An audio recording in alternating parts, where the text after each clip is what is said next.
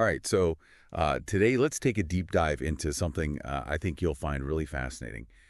Shangri-La. Ah, You know that mythical utopia that's kind of tucked away in the Himalayas, the place where it's rumored people live for centuries, yeah, and troubles just kind of melt away. I think we've all heard of it to some degree. yeah, But you sent in this really intriguing article about, right. what happens when a myth becomes a real-world tourist destination. Yeah, it's a question that really probes the heart of how we think about paradise, isn't it? Yeah. And the article that you sent in is really focused on Zhongdian, Okay. which is in China's Yunnan province. And they actually officially renamed themselves Shangri-La back in 2002.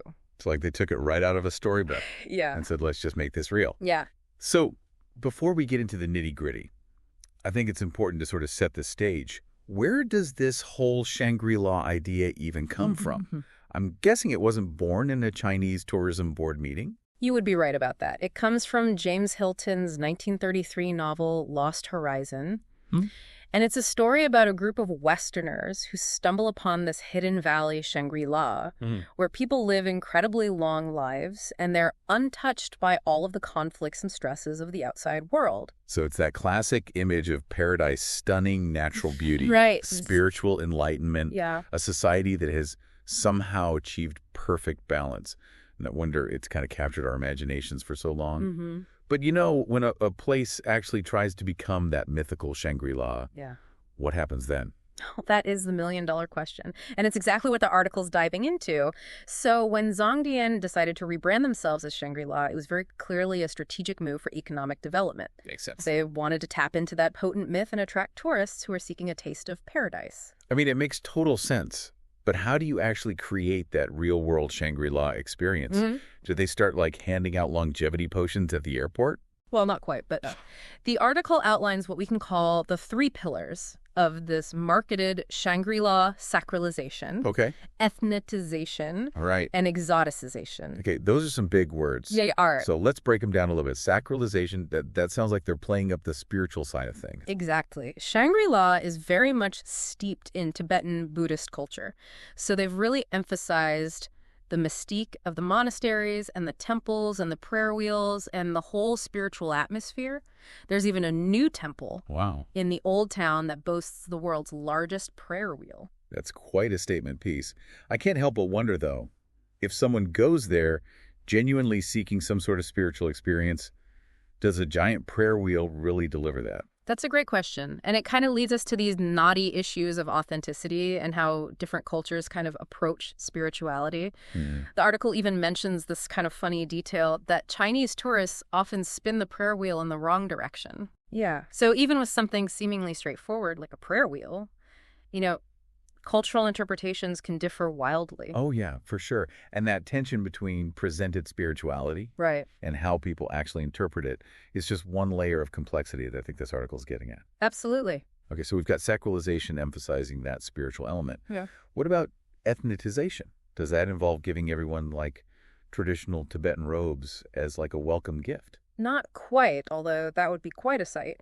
But it's about showcasing the diverse ethnic minorities of the region, their traditions, their clothing, their villages. Got it. Really making that local culture part of the attraction. So it's about giving tourists a chance to kind of experience the local way of life. Which, I mean, that sounds really great in theory, but I can also see how that can easily turn into something less than genuine. Yeah, you're hitting on a really crucial point. And the article points out this can lead to a sort of museumified experience where tourists are essentially consuming this otherness of the locals without really interacting or understanding them on a deeper level. It's like when you look at those old-timey photos of anthropologists studying indigenous cultures. Right. And it's like you get the image, but you miss the heart. Exactly. And the article even mentions an example of this where the government mandated Tibetan signs Okay. sometimes end up as nonsensical translations. Like they're trying for authenticity. Right. But it just highlights that challenge Oh, for sure. of presenting a culture in a way that's both accurate and appealing. Yeah, it's like trying to fit a square peg in a round hole. You're Yeah. going to end up with something misshapen. Mm-hmm. So we've covered the spiritual aspect. We've covered the cultural aspect. Right. What about the third pillar, this exoticization? Ah, yes, exoticization. This is all about playing up the natural beauty of the region, the towering mountains, the deep gorges, the rushing rivers, and selling it as this escape from modern life, this pristine wilderness kind of experience. Which is, I mean, kind of ironic considering you probably need modern conveniences like roads and hotels and a functioning airport to get to this escape. That is the paradox of tourism, isn't it? Yeah. You need development to make a place accessible. Right. But then that development can threaten the very things that people are coming to see. Exactly. And the article really points out that that tension is definitely at play in Shangri-La. So you have this mythical image that is being very carefully constructed for tourists. Right. But who are these tourists exactly? The article makes a distinction between Western and Chinese tourists. Yes. Right. Yes. What are the differences in their experiences? That's a key point in the article. And it gets at the heart of what people are seeking when they visit Shangri-La. Western tourists are often drawn to this romanticized image of Shangri-La. From Lost Horizon. Exactly, from Lost Horizon. They're looking for authenticity. They're looking for spiritual enlightenment. Okay. Escape from materialism. That whole eat, pray, love kind of journey. Yeah, exactly. They want to experience that myth firsthand. So they're coming with a very specific vision of what they expect to find. Precisely. So they want to encounter the myth. Yeah. And reality rarely lives up to those lofty expectations. It's like trying to find the pot of gold at the end of the rainbow.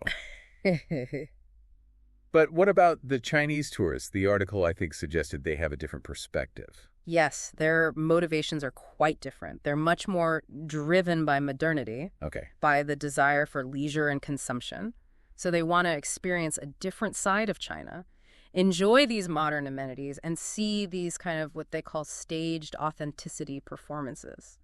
So for them, it's less about escaping modernity. Yes. And more about experiencing it in a new and exciting way. Exactly. It's about enjoying the fruits of China's economic growth and experiencing this curated version of Tibetan culture. And ironically, this difference in motivation actually has economic consequences. Okay. The article notes that Chinese tourists might actually be better for the local economy because they spend more on local goods and services. So Western tourists might actually be worse for the local economy. Well, because Western tourists often demand imported luxury goods, Right. meaning that their money doesn't circulate as much in the local community. Now that's a twist I wasn't expecting. It challenges some assumptions about different types of tourism and their impact. So we have this really fascinating mix of cultural marketing and these varying tourist expectations. Yeah. But what are the actual consequences? Right. Like the real-world impacts of Shangri-La's transformation. That's where the article really gets into the meat of the matter. Okay. And it starts exploring the economic, the Yeah. cultural, the social ripple effects. Yeah. And some of them might surprise you. Well, on the economic front, tourism has definitely brought jobs and income to the region. Right. But the article is quick to point out that those benefits aren't spread around very evenly. Yeah, the article mentioned that Han Chinese entrepreneurs Yes. often benefit more than local minorities. Which, I mean, that seems like a familiar story in a lot of rapidly developing tourist destinations. Yeah, unfortunately it is. It's a pattern we see over and over again. Yeah. These outside investors, often with more resources, more connections come in, Right. and they set up businesses. Mm-hmm. And sometimes that can leave the local population struggling to keep up. It's like a microcosm of like larger economic trends. Right. Globalization development often creates winners and losers. Absolutely. Even within the same community. Exactly. And the article doesn't shy away from that complexity at all. Yeah. It also delves into the cultural consequences, Right. which are equally multifaceted. Yeah. So on the one hand, you have this revival and reinvention of traditions, but on the other hand, it risks creating what they call a Disney-fied version of culture.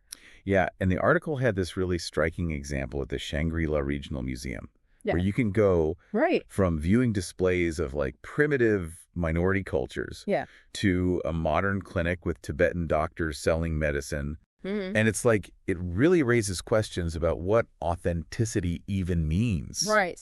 in the context of tourism. It really does. It highlights how different cultures think about tradition. Yeah. You know, for some, it's a living, breathing, evolving thing. And for others, Right. it's something to be preserved and presented. And The article also mentions, sadly, not all tourists take the time to understand those nuances. That's right. You're bringing up another crucial point, which is that social impact of tourism. Right. Ideally, tourism should foster intercultural understanding, Yeah. but the reality is often far more superficial. Especially when you have, these large tour groups that are just herded Yes. from one attraction to the next. Yeah, it's like this bubble Yeah. that prevents any real interaction between the visitors and the locals. Right. And the article quotes a local tour guide, Lob Singh, who says that, a lot of tourists, especially those from China, come and go without ever feeling the real Shangri-La. Yeah. Like they see the sights, they take their pictures, but they don't really delve any deeper Right. into the culture or the natural beauty. Exactly. And that makes me think of like those bucket list travelers Right. who just rush from one Instagrammable spot to the next, ticking off destinations without ever really experiencing them. Yeah, it's this real phenomenon. It makes you wonder, what are we really after when we travel? Right.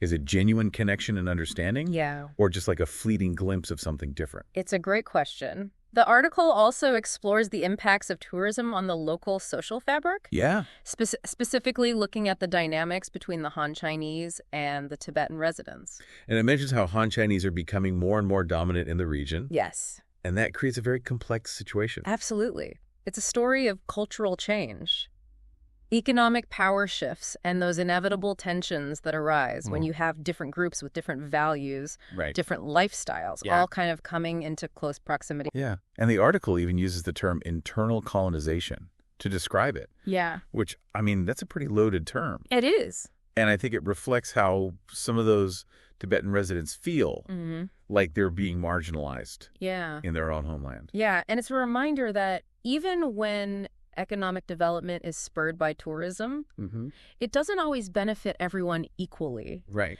And the article goes beyond those kind of broad social impacts Okay. and really zooms in on the personal experiences of Right. tourists and locals. Yeah, there are some really striking quotes in there that just kind of bring those experiences to life. Yeah, there's one that really stuck out to me from that guest book entry Right. at the Selling Lamasery. Yeah, the North American tourist who was really Yeah. disappointed Yeah. that it had basically become a touristy mall. Right. And it felt less spiritual and more commercialized, Exactly. which is a feeling I think a lot of travelers can relate to. Yeah. That sense of sadness when a place that you hold dear loses its magic Right. because of over-tourism. Yeah, for sure. And then there was also a quote from a Tibetan resident Yes. who was complaining about the rising cost of living, Right. Saying, tourists like the exotic to return to nature. They don't like modernization, but modernization is what pushes prices up. It really sums up the whole dilemma. It does. It highlights that tension Yeah. between what tourists want Right, and what locals need. right. And speaking of wants and needs, Yeah. we can't forget about the impact on the environment. Yes, the environmental consequences. Yeah. They're a major concern. Yeah, Especially in a place as ecologically fragile as the Himalayas. absolutely. And the article paints a pretty bleak picture. Construction cranes dotting the skyline once pristine. Right. The constant rumble of tour buses, general overcrowding that comes with increased tourism. It's like they're paving paradise and putting up a parking lot, as that old song goes. It really is. And it's kind of painful. It is. Because the natural beauty is one of the main things that attracts tourists. Exactly. It's another example of that delicate balance. Right. How do you reap those economic benefits of tourism without destroying the very environment that's attracting visitors? Yeah. Now, the article does mention some efforts towards ecotourism, Yeah. like the Pudako National Park, Yeah. but it's clear that much more needs to be done. It sounds like Shangri-La. Mm-hmm. The real one, not the myth, Right. is at a real crossroads. It is. Facing all the classic challenges of modernity, Yeah. balancing economic development with environmental sustainability, Right. preserving cultural identity Yeah. amidst globalization, Mm-hmm. navigating those complex social dynamics Yeah. of a rapidly changing world. It's a story that really resonates far beyond just this one location. Yeah. It's playing out in countless destinations all over the world. Right. But there's one more layer of complexity that we haven't really explored yet, Okay. and that is this concept of Western Orientalism. It's fascinating how this whole concept of Shangri-La really taps into this long history of Western fascination with the East. Right. And Tibet in particular, Yeah. this idea of a mystical hidden land, untouched by the problems of Western civilization. Right. It's been a recurring theme in our stories and fantasies for centuries. It's like we've collectively dreamed up this image of Tibet as like a spiritual haven. Yeah. This place where people live in perfect harmony with nature, and they've achieved some higher level of consciousness. But that vision, it almost feels too perfect, too romanticized to be real. And that's precisely where this idea of Orientalism comes in. Okay. The article delves into Edward Said's work, which really explored this tendency in Western culture to view the East through a somewhat distorted lens. Okay. We often project our own fantasies and desires onto it. So are you saying that Shangri-La as a concept is less about the reality of Tibet and more about what Westerners want Tibet to be? That's a very astute observation. Okay. It's like we've taken this real place with a rich and complex history, and we've transformed it into this blank canvas onto which we can paint our own idealized vision of a perfect society. And this isn't just an abstract academic idea either. Right. This has very real consequences. It does. For how Shangri-La is marketed and experienced as a tourist destination. Absolutely. The article mentioned that a lot of Western tourists arrive with a very specific set of expectations. Yeah. Often drawn by those very romanticized notions of Tibetan culture and spirituality. Precisely. They want to encounter that noble savage living in harmony with nature. Right. The wise monks dispensing ancient wisdom. Yeah. The pristine landscapes untouched by the modern world. Right. And as we've discussed, that clash between expectation and reality can lead to disappointment for the tourist. Right. And this commodification of the local culture. It's as if Tibetan Buddhism, for instance, becomes less about its own internal practices and beliefs. Right. And more about providing a spiritual experience tailored to the desires of Western tourists. You hit the nail on the head. Yeah. And it's not about judging those desires, right, but it's about understanding how they can contribute to a kind of cultural flattening. Okay. Where the unique and authentic aspects of a place are kind of smoothed over in favor of something more generic. Yeah. And easily digestible. It reminds me of those like world music compilations. Right. That try to capture the essence of a culture in a few catchy tunes. Yeah. But they totally lose the depth and complexity of that actual musical tradition. It's a perfect analogy. Yeah. The same thing can happen with tourism. Right. That desire for an authentic experience can lead to the creation of something that's actually quite inauthentic. Right. So the question becomes, what does all of this mean for the future of Shangri-La? Right. Can it reclaim its own narrative, its own identity in the face of these powerful forces of tourism and Orientalism? Yeah, it's a tough one. It is. It seems like they're caught between a rock and a hard place. Yeah. Tourism brings economic benefits. Yeah. But at what cost? Well, the article does offer a glimmer of hope. Okay. It mentions this growing awareness among some locals of the need to kind of assert their own agency and shape the direction of tourism development in a way that really benefits them. And the article specifically mentioned organizations that are promoting community-based tourism. Yes. Where the residents have more control over how their culture is presented. Mm-hmm. And the economic benefits are more fairly spread around. Exactly. And there's also a push for more sustainable tourism practices that prioritize environmental protection, cultural preservation over the short-term profits. Right. So it's less about consuming a place and more about genuinely engaging with it. Exactly. Well, this has been a really eye-opening deep dive. I feel like I have a whole new understanding of Shangri-La. Fun. It's not just a mythical place, Great. It's a real community wrestling with these incredibly complex issues. Yeah, and as we've seen, it's a story that echoes far beyond this one location. Yeah. It touches upon those broader questions of globalization, cultural identity, the search for meaning in a world that's changing so rapidly. And as always, it leaves us with more questions than answers. It does. If we could design a truly utopian form of tourism, what would it look like? Yeah. How could we as travelers engage with the world in a way that's enriching for ourselves, but also respectful of the places that we visit? Those are the questions to ponder. Yeah. And I think the answers lie not in some grand universal solution, But in those small individual choices that we make each time we set out on a journey. Yeah. So to our listeners, we leave you with this challenge. Be thoughtful travelers. Yeah. Engage with the world with curiosity and with humility. Seek out those authentic connections that go beyond the superficiality Yes. of the typical tourist experience. It's a journey worth taking. It is. Both for ourselves and for the world around us. And on that note, we wrap up this deep dive into the complexities of Shangri-La. Yes. Until next time, keep exploring Keep blurring. and keep diving deep.